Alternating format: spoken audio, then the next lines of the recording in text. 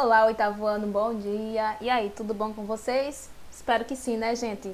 Mais uma semana começando e que ela seja maravilhosa para todos nós. Bom dia novamente.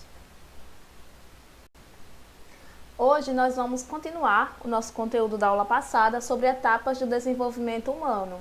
A aula passada eu explanei alguns tópicos, né? E agora nós vamos nos aprofundar um pouquinho mais em cada um deles. Como eu tinha falado para vocês, o desenvolvimento, né, ele vai ocorrer logo no início da nossa infância. Esse início a gente vai chamar de primeira infância. E os primeiros contatos e experiências vão ocorrer nessa fase, que ela vai dos 2 meses, né, até os 6 anos de idade, como eu tinha falado para vocês. E o desenvolvimento e a maturação das regiões do sistema nervoso são responsáveis por controlar habilidades motoras dos membros superiores. Elas vão ocorrer primeiro. Então, como eu falei para vocês, né? Normalmente o bebezinho ele começa mexendo as mãos, mexe os braços, vai tendo, né, uma melhor habilidade manual e só depois de algum tempo é que eles começam a se arrastar, a engatinhar e por fim começar a andar. Então isso se deve a quê? Ao amadurecimento do sistema nervoso. Então nós vimos também que nos primeiros meses as áreas que primeiro se desenvolvem são as sensoriais. Então é muito comum nessa fase os bebezinhos começarem a colocar as coisas na boca. E por que isso, gente? Porque as primeiras áreas a serem desenvolvidas são as sensoriais. Então são aquelas áreas que nós conhecemos como paladar, né? Então o paladar ele vai ficando aguçado cada vez mais.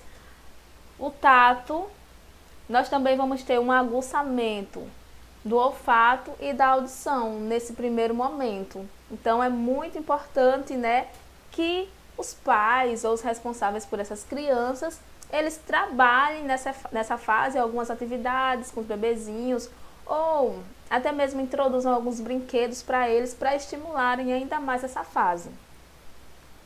Com cerca de 10 meses, o bebê começa a fazer movimentos voluntários, como engatinhar, pegar objetos. Isso se deve ao amadurecimento da área motora do sistema nervoso que controla os movimentos dos músculos esqueléticos. Então, como eu tinha falado para vocês anteriormente, o que é que acontece? Primeiro se desenvolvem as áreas superiores. Depois de um tempo é que começa o desenvolvimento das áreas inferiores, ou seja, os músculos esqueléticos, né, eles já vão ter uma melhor, como é que eu falo? Um melhor desempenho. E por que isso? Porque o sistema nervoso, ele amadureceu o suficiente para conseguir, né, atender ao nosso sistema nervoso voluntário. E o que esperar de cada fase, minha gente? Então vamos lá, ó. Primeiro, né, a aquisição da linguagem começa muito antes de os bebês dizerem as primeiras palavras. Então, logo que nascem, começam a mamar no seio da mãe. Então, olha só, lembra que eu falei na aula passada para vocês, né, que lá na segunda infância, normalmente nós vamos para a escola. E aí, tem muita gente que critica, né, as professoras do Fundamental 1, do Jardim, porque elas gostam muito de colocar as crianças para brincar com massinha de modelar. Falei para vocês que isso não é à toa, gente, é um exercício. Então, ó, primeiro a criança ela tem que fazer o quê? Tem que trabalhar a musculatura do braço para poder segurar um lápis, para poder pintar. Então, não existe essa história de pular fases. Você não vai simplesmente pegar a mãozinha de um bebê, colocar um lápis e já esperar que ele tenha uma coordenação motora boa e faça tudo. Não, gente, tudo é uma questão de trabalho, então ele tem que trabalhar essas musculaturas. Aqui é bem parecido.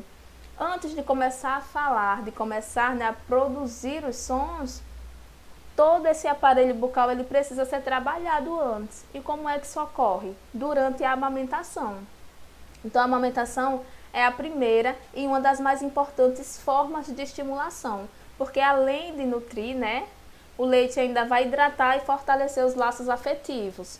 Eu falei para vocês, na aula que a gente falou sobre glândulas e sobre hormônios, que existe a ocitocina, que é o hormônio do amor, né? E essa ocitocina, ela é liberada durante a amamentação também. Então, quanto mais a mãe amamenta o bebê, maior, vai haver a produção desse hormônio. Então, isso acaba estreitando os laços entre mãe e bebê. A sucção exercita os lábios, a língua, a bochecha e os músculos, que contribuem para um crescimento ósseo e respiratório harmonioso. Então, a amamentação, gente, é muito mais do que apenas um ato de alimentar a criança. É toda uma preparação. Então, olha só, o que é que a gente deve esperar dos bebês de 0 a 2 meses? Então, o bebê, ele se comunica por meio do choro para a satisfação de suas necessidades básicas. Então, de 0 até 2 meses, a única coisa que o bebê sabe fazer é chorar. Então, se ele está com dor, ele vai chorar. Se ele está com fome, ele vai chorar. Se está com frio, vai chorar também, porque é a única maneira que ele tem de se comunicar com o mundo. Seus eventuais sorrisos são meros reflexos. Então, quando você está ali brincando com o bebezinho que ele sorri, para ele não é sorriso de alegria ou alguma coisa, é só um reflexo. De 2 a 4 meses, a criança emite gritos e vocalizações, sorri ao interagir com pessoas e começa a ficar atenta aos sons ao seu redor. Então, apenas de 2 a 4 meses é que elas começam a interagir com as pessoas. E aí o sorriso dela vai ser, mais verdadeiro, não é apenas um reflexo como antes. E é claro, nessa fase ela vai estar alerta aos sons ao seu redor. Então vai ser nessa fase que ela vai começar o quê? Tá aqui a sala vazia, e aí de repente chega alguém. Quando a pessoa fala, o bebê vira a cabeça, né? Então ele já está ouvindo bem direitinho e já consegue identificar de onde é que está vindo o som. De 4 a 6 meses, inicia o balbucio. Que é isso, gente? Aquela fase de brincar com a voz, que o bebê tenta imitar algumas vozes. Que é o brincar com a voz, empregando, entonações e intensidades variadas, além de movimentar a cabeça para localizar os sons. De 6 a 8 meses, começa a pronunciar as vogais e consoantes sequenciais, ainda sem significado.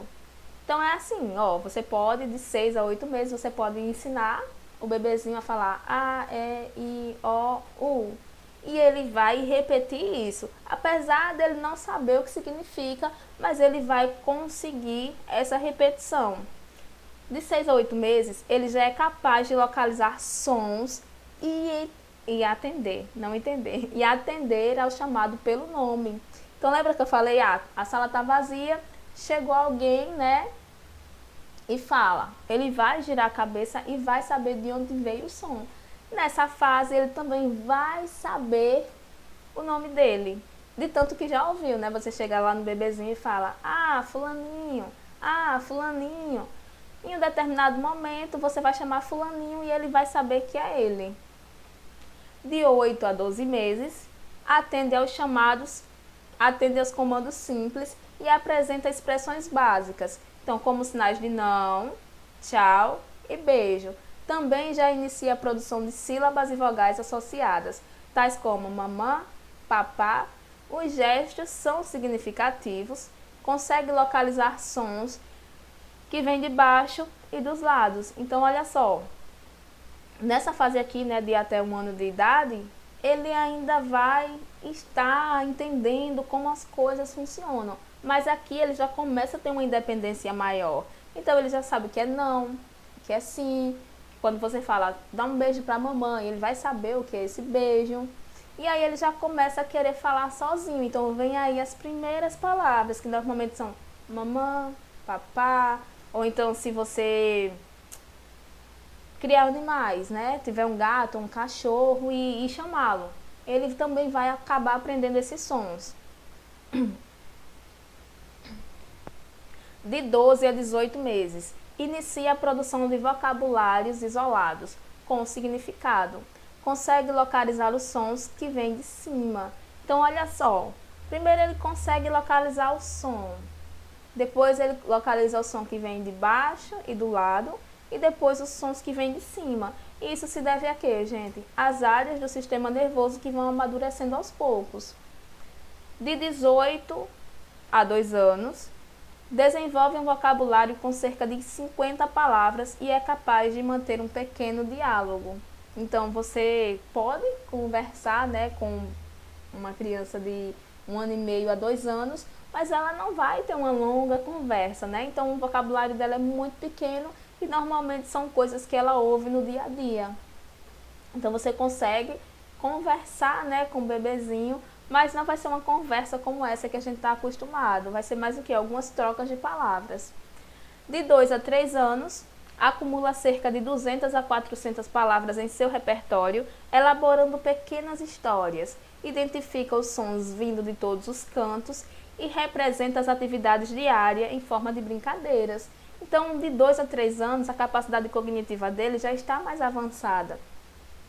Então, o que acontece? Ele tem um vocabulário maior e ele começa a fazer histórias. Então, ele consegue contar histórias. Histórias que ele já ouviu, ou então simplesmente, muitas vezes, né, a criança assiste um desenho e ele consegue contar a história que ele viu no desenho.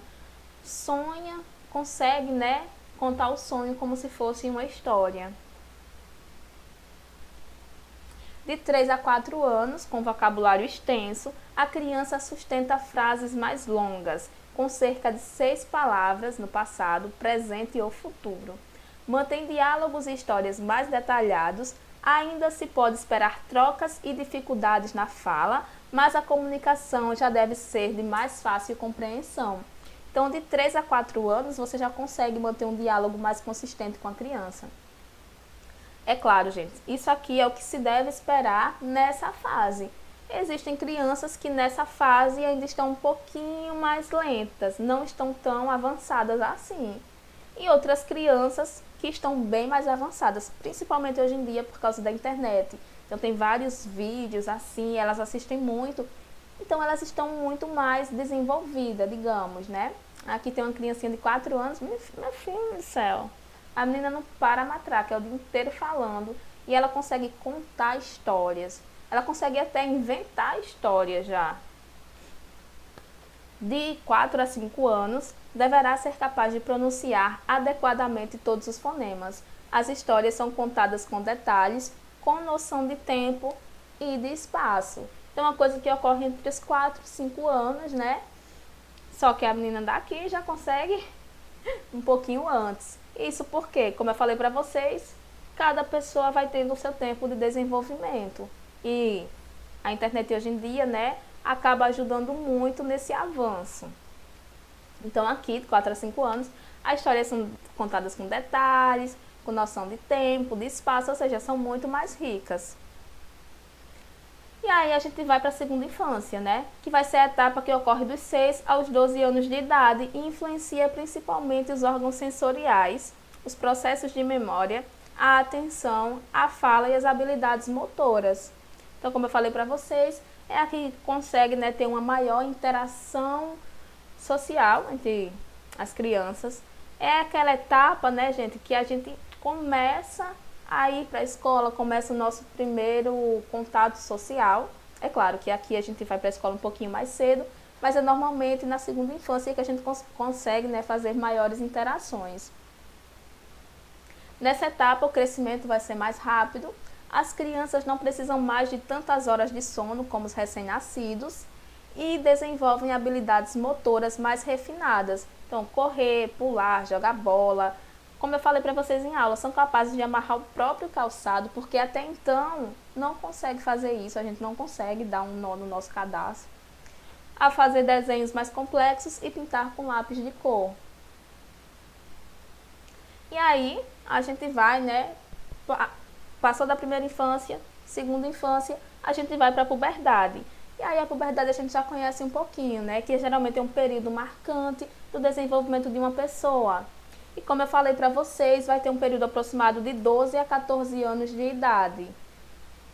Só que eu também falei para vocês o seguinte, é um início aproximado de 12 a 14 anos de idade. Algumas pessoas têm uma puberdade precoce, o que acaba, né, fazendo com que ela entre nessa fase muito antes. Então, algumas meninas acabam entrando com 8, 9 anos de idade já na puberdade, quando nessa fase elas ainda estariam na segunda infância. Então, assim, vai dependendo de organismo para organismo. Mas, em geral, de 12 a 14 anos e pode durar cerca de 4 anos. Como eu falei para vocês, né, não é uma coisa infinita, tem um prazo determinado. Nessa fase ocorrem as mudanças físicas no corpo, então como o desenvolvimento das características sexuais secundárias e a ocorrência da maturidade sexual. Eu tinha falado para vocês em sala o quê? Quais são, né, as características sexuais secundárias das meninas e dos meninos. Então, nos meninos, né, vai aparecer pelos na face, engrossamento da voz, aumento da musculatura, o ombro fica mais largo. Nas meninas, aumento das mamas, a menarca, né, que também ocorre nessa fase.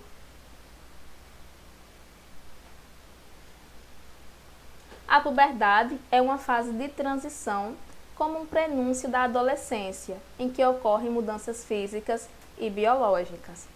Enquanto a adolescência compõe um período grande, de mais ou menos 10 anos de transformação, então, a adolescência, gente, porque assim, muita gente confunde. Entrou na puberdade e já acha que é adolescente e pronto. Só que não, a puberdade dura em torno de 4 anos e a adolescência é um prazo muito mais longo, porque é uma transformação que ela vai ser lenta e gradual. Vai ser biológica, psicológica, social e cerebral.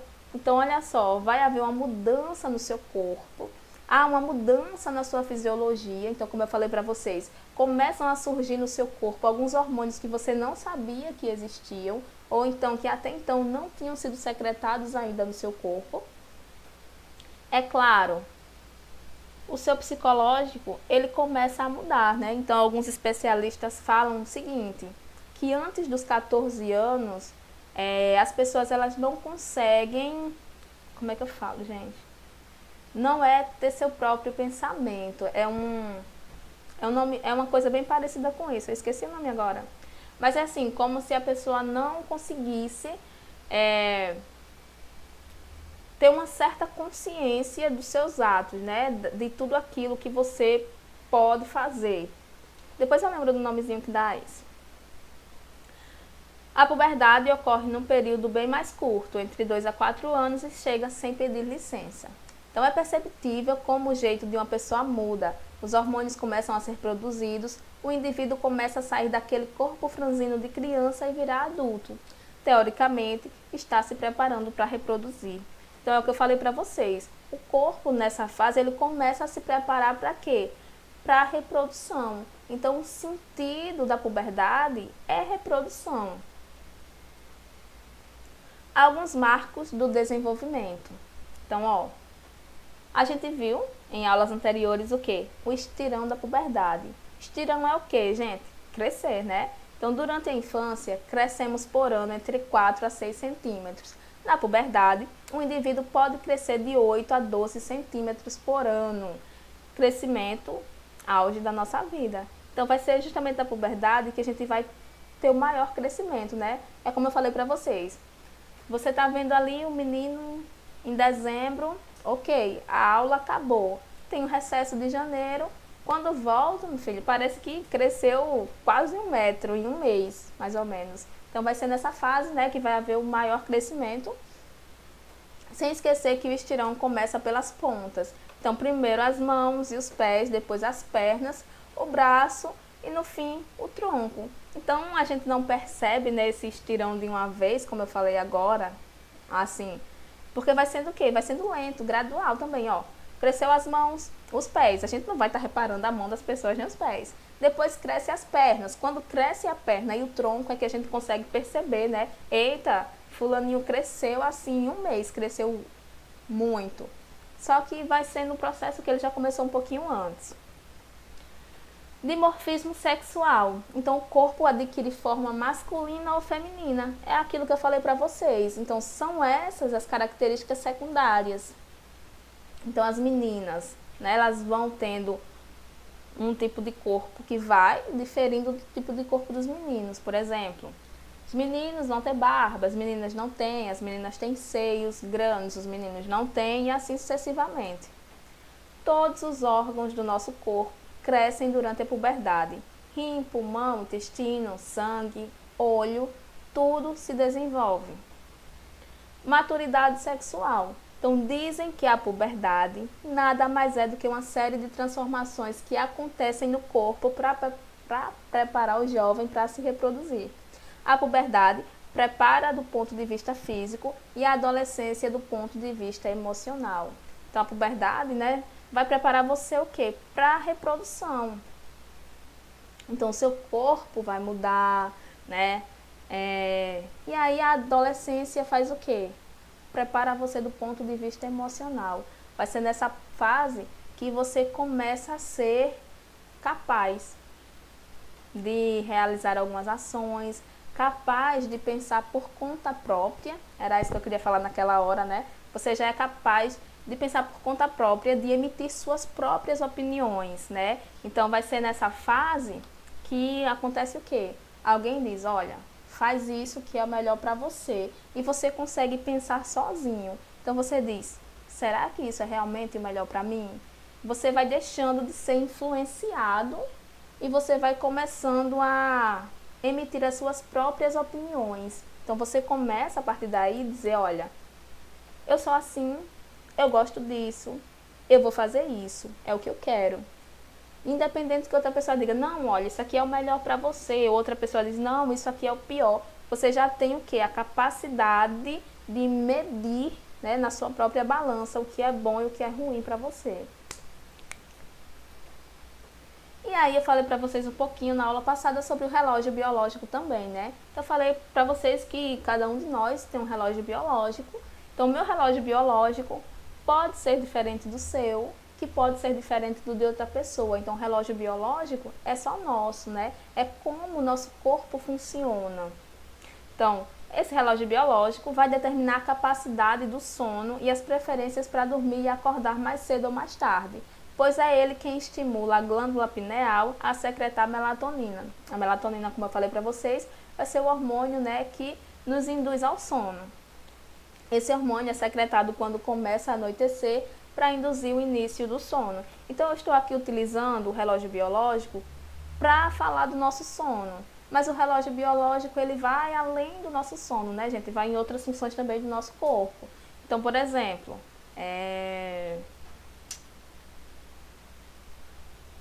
algumas pessoas, né, sentem vontade de evacuar de manhã. Outras pessoas à tarde. E outras pessoas têm preferência durante a noite. Isso é o que? O relógio biológico de cada um que está funcionando de maneira diferente. Com sono é bem parecido. Então, algumas pessoas acabam, né, conseguindo ficar satisfeito com 8 horas de sono. Outras precisam de 10, outras de apenas 6 e assim sucessivamente. As horas de sono são fundamentais para que o desenvolvimento ocorra de forma correta em cada etapa da vida, pois é durante o sono que muitos hormônios são secretados em maior quantidade. Então, eu falei para vocês que GH, LH e FSH são hormônios que eles são secretados durante o sono. Então, a maior produção deles e secreção vai ser enquanto nós estamos dormindo.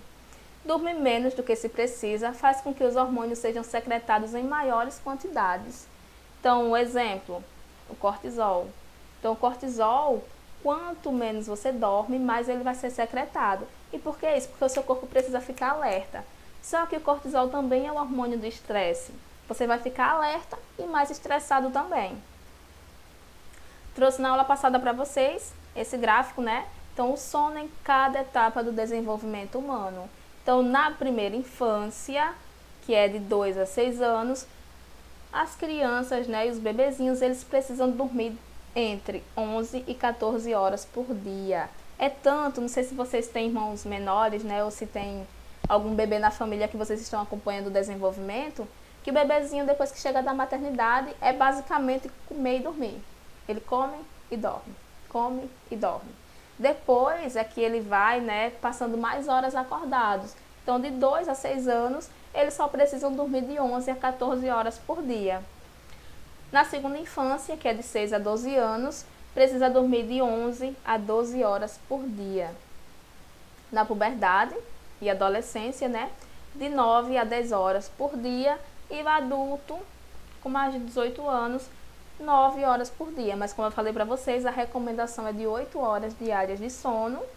E aí vai depender muito do relógio biológico de cada pessoa. Algumas pessoas conseguem ficar satisfeitas com 6 horas de sono. Outras pessoas precisam de 10 ou 11 horas. Então isso vai depender do corpo de cada um.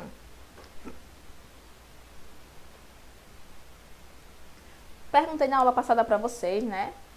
Se vocês conseguiam dormir cedo. Ou então quando vocês acordavam, se conseguiam acordar satisfeitos, se estavam despertos ou se ficavam com sono ainda durante o dia. E também perguntei se vocês achavam, né, que o uso de celular e de televisão à noite poderia atrapalhar no sono e vocês disseram que sim. Então eu trouxe aqui agora, ó, celular antes de dormir afeta o sono, hormônios e desenvolvimento infantil. Então eu trouxe aqui uma reportagenzinha que fala justamente sobre o uso de telefone antes de dormir. Então, primeiro, o uso de eletrônicos atrapalha o sono, em primeiro lugar, porque o simples fato de ligar o celular ou tablet para brincar com o jogo faz com que a criança, por exemplo, atrase sua hora de ir para a cama e durma menos. Claro, gente, ó, se você pega um telefone e vai jogar, você não vai querer dormir tão cedo, porque tá bom ali, tá jogando, tá brincando, tá ótimo. Você pegou o telefone, começa a trocar mensagem com seus amigos, estão conversando, batendo um papo bom. Ah, deu 10 horas da noite, a conversa tá boa, deu 11 horas, a conversa tá boa, você não quer parar.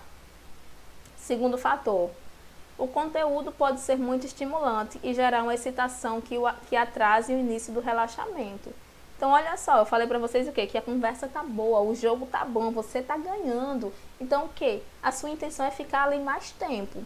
Aí, de repente, você tem que... tenho que dormir que amanhã cedo tem aula, né? Então, você deixa o telefone ali e vai dormir.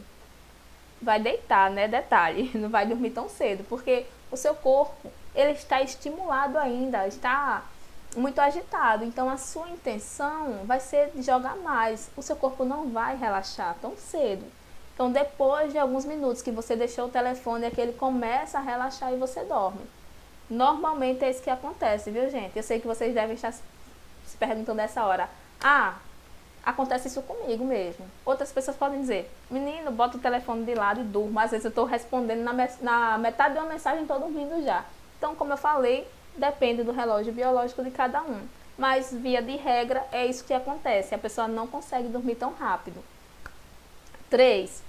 A forte luz emitida pelas telas dos dispositivos gera um impacto no corpo, afetando o relógio biológico e a percepção do cérebro do que é noite ou dia. Foi como eu falei para vocês. Antigamente, né, assim que escurecia, 6 horas da tarde, 7 horas, as pessoas já iam dormir. Por que isso, gente? Não tinha luz artificial, não tinha telefone, não tinha nada para interagir nesse momento. Então, escureceu tudo, o cérebro produzia melatonina, as pessoas iriam dormir.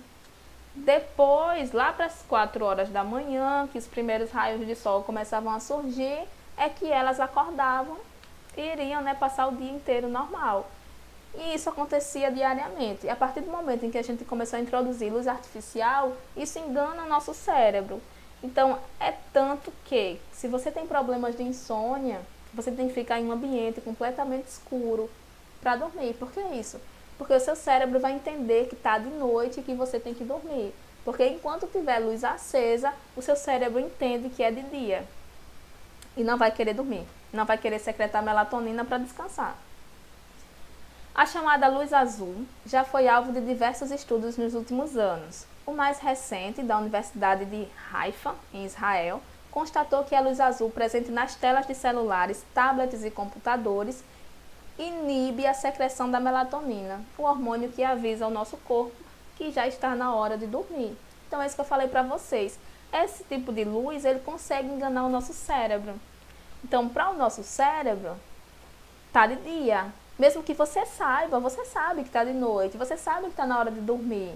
Então, o seu pensamento, né, as suas conexões, elas não estão afetadas. Você sabe que é de noite. Só que o seu cérebro, ele é visual também. Então, ele está vendo a luz. E a luz é o estímulo para secretar esse hormônio. Então, enquanto houver essa luz aqui enganando ele, não adianta você dizer 10 vezes, dorme, dorme, dorme, que você não vai dormir. só depois, né, que seu cérebro entender que está de noite. Quando é que ele vai entender isso? Quando não tiver mais essa luz. O organismo também não ativa seu mecanismo natural, que reduz a temperatura corporal. O normal é que a temperatura do corpo caia durante a madrugada e volte a subir quando estamos prestes a despertar. Isso, contudo, não ocorre se o cérebro recebe a mensagem que ainda estamos em estado de vigília. Então, olha só, além, né, de você demorar a dormir, isso vai afetar o seu sono durante a noite inteira. Aqui traz o exemplo de que a temperatura corporal ela não vai cair. Então você não vai conseguir relaxar totalmente. Se você não consegue relaxar totalmente, você não vai entrar no estágio do sono, que vai te fazer o quê? Descansar. Você vai passar a noite inteira acordando o tempo todo. Acorda para ir no banheiro, ou então acorda por nada, assim, depois volta a dormir, porque o seu sono, né, ele está desregulado, você não conseguiu relaxar. E é muito comum no outro dia você acordar cansado.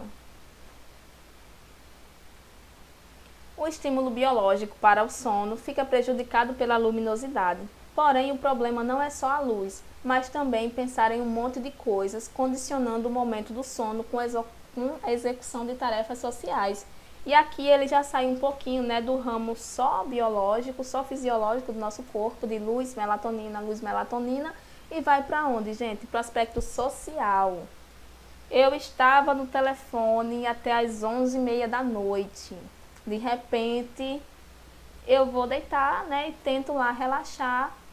Na hora que eu estou começando a relaxar, eu lembro que eu não fiz a tarefa de ciências. E aí? Ou então eu lembro que, eita, amanhã eu tenho que fazer isso, tenho que fazer aquilo, mas eu não fiz hoje. Não fiz por quê? Porque eu estava jogando, porque eu estava brincando, assistindo televisão, estava vendo uma série, qualquer coisa. Então isso também atrapalha o sono. Então mesmo que você já tenha passado mais de meia hora sem entrar em contato com essa luz, o seu cérebro está o quê? Está em um estado de ansiedade. E aí você não consegue dormir também. Então aqui, né, tem esse painel, que foi justamente o painel da reportagem, que é um estudo, né, do King's College, que acabou, né, estudando algumas crianças e ele viu quais são as alterações que o uso de celular pode trazer. Então, primeiro a melatonina, né, ou seja, que vai ser o hormônio que prepara o seu corpo para o sono, então vai haver uma queda e uma disfunção dessa melatonina. A leptina, que é o hormônio da saciedade.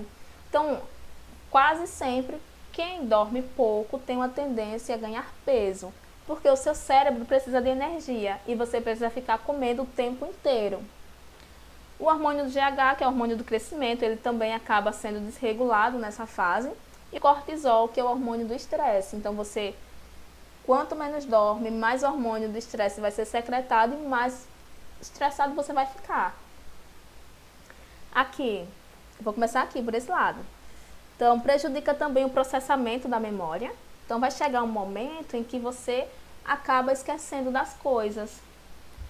A criança demora a dormir, acorda mais vezes e descansa menos. Então, é o que eu falei para vocês. É comum uma pessoa que não dorme direito, não entra na fase profunda do sono, não consegue descansar e passa o dia inteiro cansado.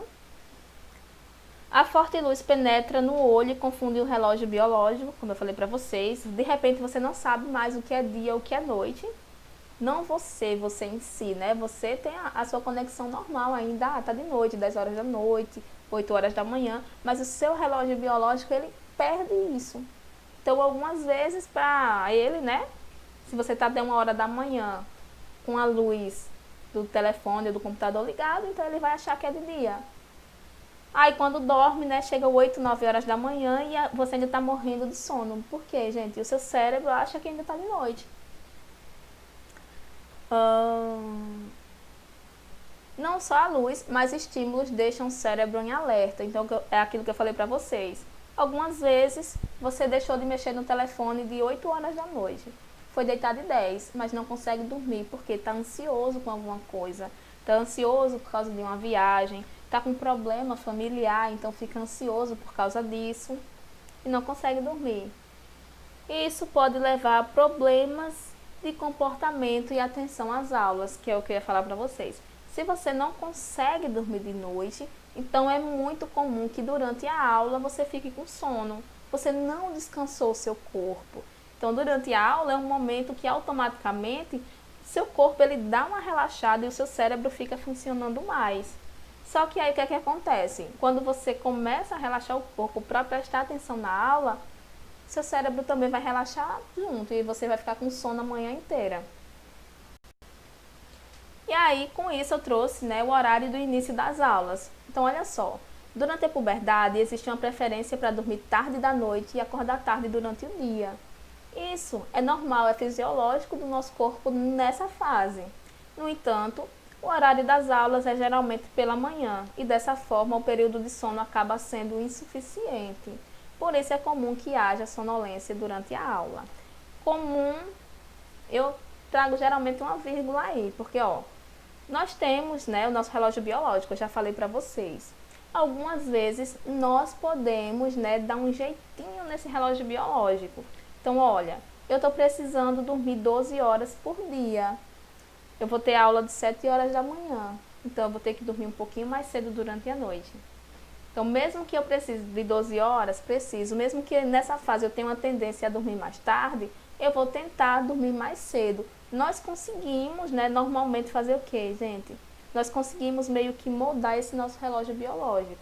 Algumas vezes é possível fazer isso sim. Então, por exemplo, se você for deitar todos os dias de 7 horas da noite, vai chegar um momento da sua vida em que você vai deitar e o seu cérebro vai entender o quê? É hora de dormir. 7 horas da noite. Então, você consegue moldar um pouquinho esse relógio biológico. E aí, estudos mostram que a privação do sono aumenta o risco de doenças como diabetes, hipertensão, entre outras. O excesso de sono também pode fazer mal à saúde. Como eu falei, você tem que respeitar o seu tempo. Se você dormir mais, é prejudicial. Se você dormir menos, também é prejudicial. Então, você tem que dormir a quantidade adequada.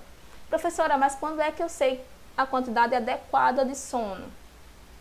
Simplesmente quando você dormir e acordar sozinho sem a ajuda de um despertador. Algumas vezes, né, tem gente que acorda 3 horas, 4 horas da manhã, assim, acorda e já desperta. E aí vai dormir de novo, né? Fica um tempão na cama rolando para dormir de novo. Porque como não amanheceu o dia ainda, você não quer levantar. Isso faz o quê? Faz com que o seu ciclo de sono reinicie. E aí quando você levantar lá para 7, 8 horas, você vai se sentir cansado. Você estava desperto de 4 horas da manhã, você poderia arrumar a casa, sair correndo na rua, fazer qualquer coisa. Mas você escolheu dormir de novo. Aí é como se o seu cérebro dissesse o quê? Anoiteceu, vou começar o ciclo de sono todinho de novo. Então, bora lá. Controlar o ritmo das horas é uma das maravilhas da função cerebral. Sinais que partem do tecido cerebral controlam o ritmo diário das reações metabólicas essenciais para o funcionamento harmonioso do organismo. Estudos conduzidos em ratos mostram que o ritmo básico gerado nessa área do sistema nervoso é mantido silenciosamente em ciclos de 24 horas, pela alternância de luz e escuro, e o animal experimenta durante o dia e a noite. Do ponto de vista evolucionista, esse mecanismo é arcaico. No entanto, a vida moderna pode subverter essa ordenação de funcionamento que a evolução preservou durante bilhares de anos.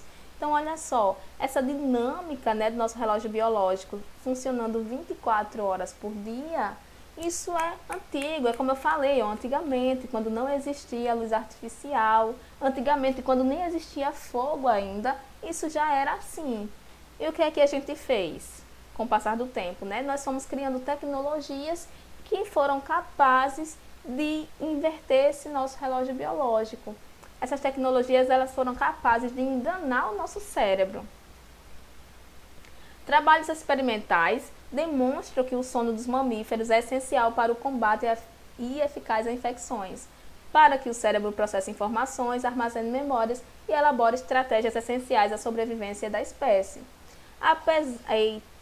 As pessoas que não dormem o suficiente sentem falta de energia para as tarefas diárias, ficam deprimidas ou irritadiças, queixam-se de dificuldades de concentração, apresentam maior frequência de doenças infecciosas, acidentes automobilísticos e envelhecem mais rapidamente.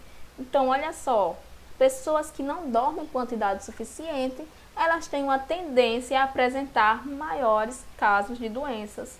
Além de que, gente, de falta de atenção. Então, se você não dorme o suficiente e vai dirigir, você pode dar alguns cochilos, né, e acabar sofrendo algum acidente. Há evidências consistentes de que a privação de sono também aumenta o risco de diabetes, hipertensão, doenças cardiovasculares e obesidade. Por outro lado, os adultos que dormem mais do que 8 horas por dia enfrentam problemas semelhantes aos que dormem menos do que o necessário. Então, como eu falei, é uma questão de equilíbrio, você tem que respeitar o seu relógio biológico. Se você dorme pouco, você vai ter consequências. Se você dorme demais, você também tem consequências muito parecidas. O que você tem que fazer é dormir o suficiente. E qual é o suficiente para o meu corpo, professora? Quando você acordar sem precisar da ajuda do despertador. Acordar se sentindo bem, né? Acordar querendo correr, fazer uma atividade física, arrumar a casa, botar o quarto de cabeça para baixo. Querer fazer todas as tarefas, né? Ah, tô com muita tarefa acumulada, vou fazer tudo hoje. Quando você acorda assim, nesse clima, você está ótimo. O número de horas de sono ideal, né, para reparar as energias gastas em vigília, costuma ser em média 6 a 8 horas por dia, enquanto para alguns, 5 horas por noite são suficientes para enfrentar as tarefas diárias. Outras pessoas passam o dia cansados e, né, eles passam os dias cansados se não dormirem 9 ou 10. Como eu falei, vai do relógio biológico de cada um. Aqui a gente está falando de pessoas adultas, entendeu? Então, eu dormindo 7, 8 horas estou ótima. Tem uma colega minha que dorme 5 horas, está maravilhosa. Eu não consigo, se eu dormir 5 horas eu acordo destruída. Como regra, os mais velhos necessitam de menos horas de sono do que as crianças e os adolescentes. Então, 8 horas para mim é suficiente. Pode ser que 8 horas de sono para vocês seja pouquíssimo. Como é para a maioria dos adolescentes, 8 horas é pouquíssimo. É comum que durmam 10, 11 horas por dia. E aqui eu tenho algumas sugestões para dormir bem. Então, olha só, eu trouxe algumas sugestões, né?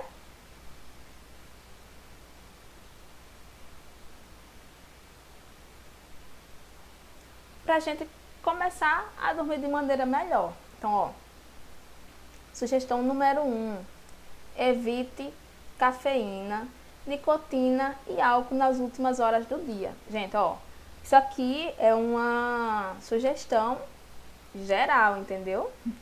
Ó, é geral. Tipo assim, ah, professora, eu não fumo, nem uso álcool, Deus me livre. Deus livre mesmo, claro. Mas como é geral aqui que eu trouxe, então serve para os adultos também. Então, mais para vocês, né? Evitar a cafeína. Por exemplo, eu vou jantar às 8 horas da noite e vou dormir às 10. Então, se puder não tomar café, vai ser bom. 2. Não faça refeições exageradas antes de deitar. Gente, olha só. Tem gente que dá 10 horas da noite e vai lanchar. Ah, vou dormir, vou lanchar. É comum assim, deu 10 horas da noite, vou fazer o quê? Tomar um copo de leite, né? Copo de leite copinho de leite quente para não dormir com fome. Porque se você for dormir com fome, você vai acordar durante a madrugada querendo comer. Então a pessoa toma um copinho de leite, então faz um lanchinho antes de dormir, coisa leve. Tem gente que quer jantar e daqui a pouco deitar para ir dormir. Dá muito errado, gente. Você não consegue dormir direito. Você pode até apagar, assim, deitei e apaguei. Mas vai passar a noite inteira, como eu falei para vocês, acordando. Não vai conseguir entrar na fase profunda do sono. E vai ser aquela agonia. Procure deitar no mesmo horário, mesmo nos finais de semana. É aquilo que eu falei para vocês. Nós conseguimos, né, assim, meio que moldar, meio que, como é que eu falo? Que moldar mesmo o nosso relógio biológico. Então, se você deitar todos os dias no mesmo horário, vai chegar um tempo em que ele vai entender que esse é o horário correto para dormir. Então, você vai sentir sono nesse horário. Agora, se você, de repente, hoje eu estou tão cansada, vou dormir de 8 horas. Ok, deitou, dormiu. Quando for amanhã, Quando der 8 horas, você vai sentir um pouquinho de sono. Aí você vai olhar e vai dizer, tá tão cedo ainda, vou esperar dar 10 horas. E aí dorme de 10 horas. Aí no outro dia, se você quiser dormir de 8 horas, você não vai sentir sono. Mas quando der 10 horas, você vai começar a sentir sono. E aí, ó, vai ficando tudo desregulado. O que é que você pode fazer? Deitar todo dia no mesmo horário. Vou dormir de 8 horas. Deitou de 8 horas. Mesmo que o sono não chegue, fica lá. Com o passar dos dias, né, o seu relógio biológico ele vai se acostumando que esse é o horário de dormir. Gente, só um minutinho.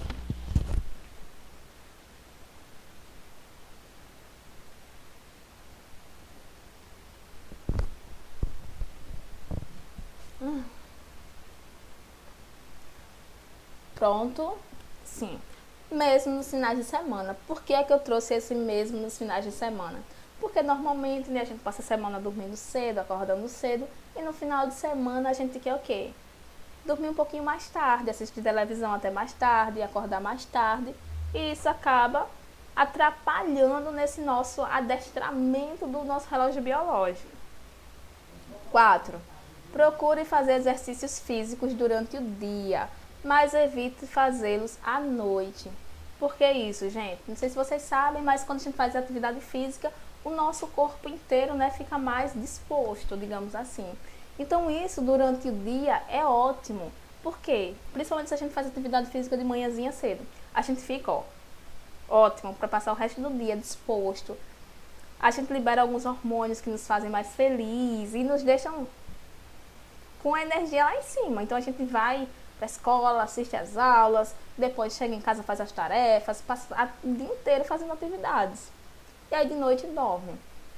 Agora, se você fizer atividades à noite, é claro que o seu corpo ele vai demorar um pouquinho mais a relaxar. E isso vai atrapalhar o seu ritmo de sono. Ah, professora, mas de repente, meu primo ele trabalha o dia inteiro, só faz atividade física à noite. E aí? Isso vai atrapalhar o sono dele? Provavelmente vai atrapalhar um pouquinho. Só que aí lembra do que eu falei? Que as pessoas adultas, elas precisam dormir menos horas do que vocês. Então pode ser que atrapalhe um pouquinho, mas ele não sinta isso no corpo dele. Por quê? Porque ele já está habituado a dormir menos do que vocês. 5. Mantenha o quarto arejado e numa temperatura agradável. Então, não sei se vocês já experimentaram dormir com calor. Gente do céu, é horrível, né? Você não consegue simplesmente dormir, porque passa a noite inteira suando, aí fica se abanando, acorda, se abana, aí depois deita de novo, demora para dormir, é horrível. E aí, se você também colocar uma temperatura muito fria, meu filho do céu, é a noite inteira batendo queixo, então tem que ser uma temperatura agradável. Ah, professora, mas não tem como. Aqui onde eu moro é muito alto, faz muito frio. Então você vai, né, ter que ter uma coxa bem reforçada para tentar equilibrar isso. Ou então, ah, professora, dá não. Aqui é muito quente, eu não posso fazer nada. Aí você vai fazer o quê? Um lençol um pouquinho mais frio, de repente coloca a cama mais próxima a uma janela. Ou então você tem outras técnicas, viu, gente? Ó, você pode pegar uma vasilha com água, colocar no quarto para ajudar na umidificação. Na umidificação, para ajudar, né, na umidade do ar, fica mais elevada. Tem algumas técnicas que vocês podem buscar depois. E 6. Evite dormir durante o dia. Se for muito necessário, faça-o por períodos de no máximo 1 hora antes das 3 da tarde. Então isso aqui também é um conselho geral, né, para adultos e adolescentes. Para vocês, especificamente, é comum que vocês durmam durante a tarde. Alguns de vocês podem até dormir, né? Ah, terminou de almoçar, bateu aquele soninho, dorme um pouquinho. Então, para vocês, é até bom, né? Cochilinhos de meia hora, no máximo, assim, que dá uma atividade, dá uma ligada no cérebro, dá uma relaxada, você consegue passar o restante da tarde mais produtivo. Só que para pessoas adultas, dormir de tarde, gente, é simplesmente perder o sono à noite. Então pode acontecer de que você começa a dormir, vou dormir só 20 minutinhos. Aí começou a dormir. Ah, não, vou dormir mais 10 minutinhos. Daqui a pouco dormir 1 hora, 2 horas. Tem gente que deita de 1 hora, levanta 4 horas da tarde. É claro que o seu sono durante a noite vai ser prejudicado. Não tem outra forma. E 7. Não assista à TV no quarto de dormir. Muita gente faz o quê? Vai dormir, simplesmente, né? Coloca na televisão no quarto, liga, tá assistindo uma série, um filme, ou então um telejornal, e aí fica lá o tempo todo. Ah, deu 11 horas, vou dormir, desliga a TV, e aí quer dormir. Não vai, gente, vai demorar. Porque o seu cérebro, ele precisa, né, de... Gente, esqueci a palavra. Então, esqueci. Ó, não assista a TV no quarto de dormir, né? Porque o seu cérebro, ele precisa de um tempinho para conseguir descansar. Ele precisa de um tempinho para assimilar que aquela luz ali não era dia e ele começar a secretar melatonina novamente. Eu vou voltar agora lá naquele quadro roxo que eu esqueci de falar uma coisa para vocês. Aqui. Bem aqui. Olha só. O que fazer, né, gente? Eu falei dos riscos e falei tudo que ele causa. Então, o que fazer para dormir cedo? Então, ó, ficar entre 30 minutos e 2 horas sem telas antes de ir para a cama. Por isso que quando eu falei da TV, eu lembrei disso. Ó, 30 minutos ou então 2 horas sem telefone. 30 minutos ou 2 horas sem estar assistindo TV. Por que isso? Para que o seu cérebro ele saiba que essa luz não é o sol. Então você consiga secretar melatonina e durma. Segundo, reduzir a intensidade da luz emitida. Tem gente que coloca o brilho do celular no máximo. Então, sei lá, tem alguém no corredor e vê o quarto todo claro, você ali mexendo no telefone. Ou então algumas vezes, né, computador mesmo, você está fazendo algum trabalho e a tela está com um brilho gigante. Então tente diminuir essa intensidade. Na TV é a mesma coisa. E aí você consegue diminuir como? Algumas vezes você pode deixar a luz acesa, né? Isso vai meio que dissipar esse foco dessa luz azul. 3. Manter o telefone longe, porém no quarto. Não resolve a expectativa de receber mensagens e é suficiente para atrapalhar o sono. Olha só. Então você tem que manter o telefone longe. Só que deixe no quarto. Por que isso? Porque muitas vezes você está na expectativa de receber uma mensagem. Então você não vai conseguir dormir. Então deixe o telefone perto. Se a mensagem chegar, você vai ver. Ou se você dormir, no outro dia você vê. Tranquilo, gente.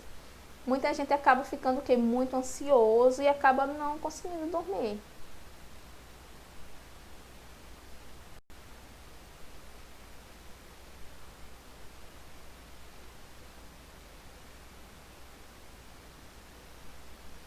Pronto. Olha só. E aí eu trouxe a agenda, passei da página 280 a 284. E aí, né, vocês podem estar se perguntando, professora, mas a página 280 a senhora passou na semana passada. Só que até então muita gente não devolveu essa atividade. Então, se não devolverem uma atividade, gente, vocês mandem. Ah, professora, eu fiz a atividade, só esqueci de entregar. Me manda. Ou então, professora, eu esqueci, não fiz, não lembrei. Aí você vai ter que fazer toda, porque na próxima semana vai ser feriado. Na próxima a gente vai corrigir tudo, né? E fechar o nosso módulo, o nosso capítulo.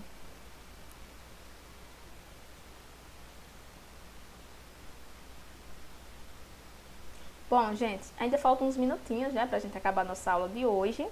Então vamos continuar falando um pouquinho mais sobre essa dinâmica de sono. Então, gente, né? Outras técnicas para dormir melhor à noite. O que é que você pode fazer? Além, né, dos 30 minutinhos sem a luz azul, ou até mesmo 2 horas. Além de se privar do café, o que é que você pode fazer? Alguns exercícios relaxantes. Não sei se alguém que vocês conheçam ou se vocês praticam algum exercício relaxante antes de deitar. Isso pode ajudar muito, né? respirar, né, como yoga, por exemplo, assim, dar uma respirada boa, fazer uma meditaçãozinha, isso ajuda muito na hora de dormir. Outra coisa que ajuda também, você deitou, passou lá meia hora, você não dormiu, passou lá uma hora, você não dormiu. Você pode levantar e ler um livro. Tem um livro ali pertinho da cama, você vai ler. Isso vai acabar, né, tranquilizando o seu cérebro e vai te dar sono. Outra coisa também, não precisa só, passei uma hora sem dormir, vou acordar e vou ler alguma coisa. Leitura é um hábito muito bom, então você pode ter um livro, seu livro favorito ali, pertinho da cabeceira da cama e vai ler. Então olha só, aí eu trago um parênteses, né? Você pega o seu livro e você tem que estipular uma regra para você, né? Você tem que estipular o quê? Um limite. Eu vou ler só um capítulo. Então você vai ali, lê o capítulo com calma, tranquilidade. Seu cérebro vai dar uma relaxada e você vai dormir. Porque tem muita gente que pega o livro, lê um capítulo. Eita, olha como é que vai acontecer agora. Aí lê o segundo e aí, gente, gera ansiedade também. Então você pode pegar esse livro, né, e ler aos pouquinhos. Ou então você pode pegar um livro um pouquinho mais difícil. Então, digamos assim, tem esse livro aqui que é muito bom, a leitura dele é muito fácil. E tem esse livro aqui que a leitura dele é um pouquinho mais difícil. Então, você pode pegar esse livro e ler nessa hora. Por que isso? Porque você não vai ficar com essa questão de curiosidade para terminar o livro rápido. Então, você vai lendo aos poucos. Leitura é muito bom nessa fase. Você ainda pode fazer alguns exercícios de relaxamento na própria cama. Então você pode alongar os pés, alongar os braços, o tronco, isso ajuda para dormir. E eu até tinha visto outro dia uma reportagem, né, para você vai dormir. Se você ficar 15 minutos sem se mexer, você pega no sono. Eu nunca consegui fazer isso, né, porque eu acho que eu durmo antes.